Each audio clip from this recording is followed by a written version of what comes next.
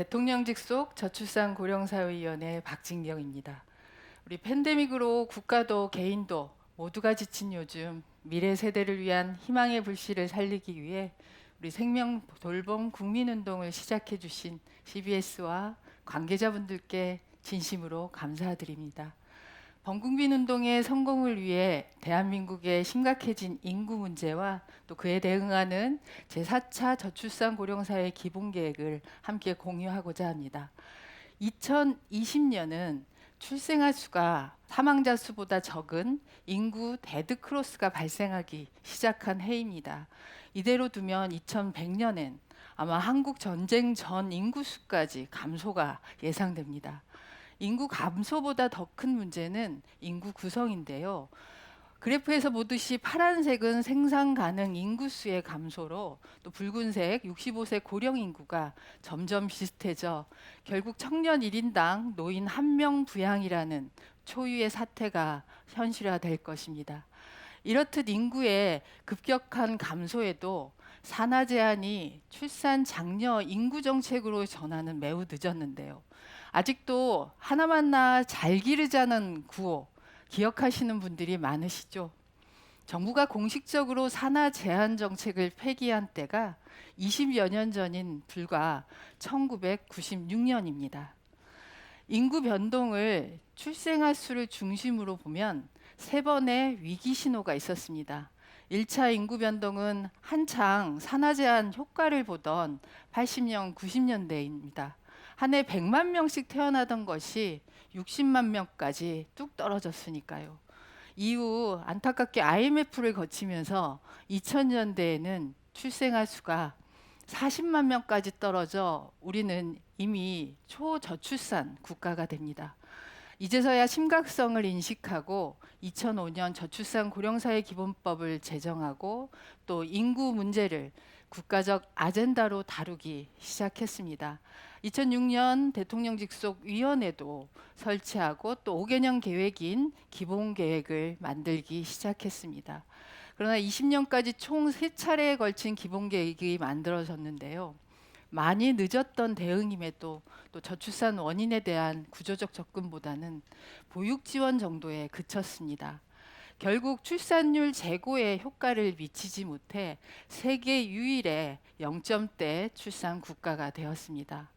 저출산은 총체적 사회 문제가 빚은 결과입니다. 살인적인 경쟁, 또 불안정하고 성차별적인 노동시장, 또 높은 집값, 그리고 독박 육아가 모두 저출산의 원인인 것이죠. 또한 청년들의 인식도 크게 달라졌는데요. 과거와 달리 남녀 모두 일생활 우선 중심으로 생애를 설계하기 때문에 출산이 장애가 된다고 생각합니다.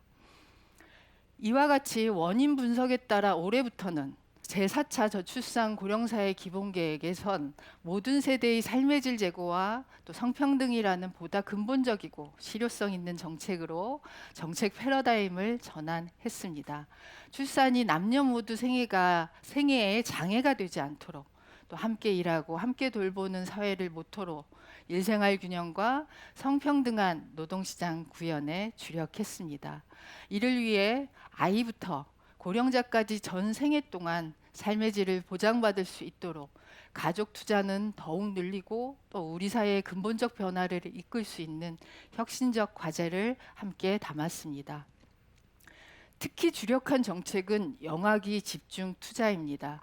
가장 많은 비용과 시간이 드는 때가 출산 직후인데요. 매달 영아 수당과 첫 만남 꾸러미로 직접 지원을 확대했습니다. 다자녀하면 세 자녀부터인데 다자녀 기준을 두 자녀로 바꿔서 생활 밀착형 지원을 확대했습니다.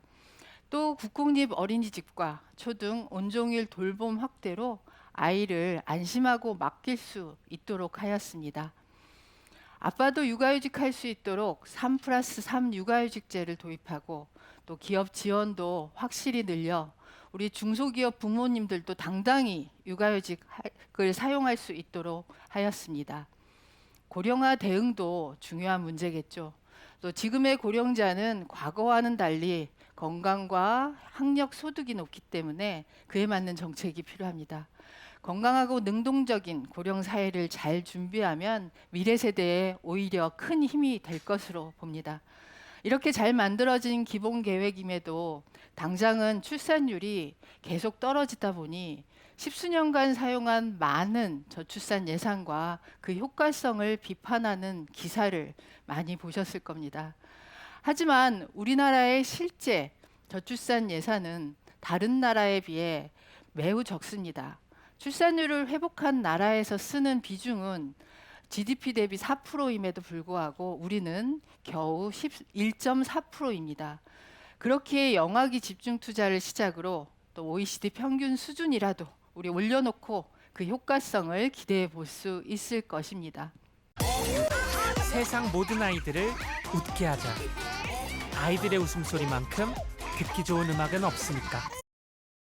예, 저출산을 해결하려면 가족 단위 육아 지원만으로는 한계가 분명합니다.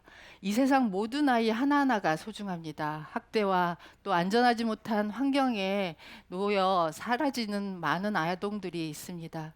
아이 하나 키우려면 온 마을이 필요하다는 속담도 있듯이 내 아이만이 아닌 모든 아이는 모두의 아이라는 우리 사회의 믿음과 실천이 중요한 때입니다. 우리 CBS 생명돌봄 국민운동이 우리 사회의 믿음과 실천의 첫 발자국이 되길 기대합니다. 감사합니다.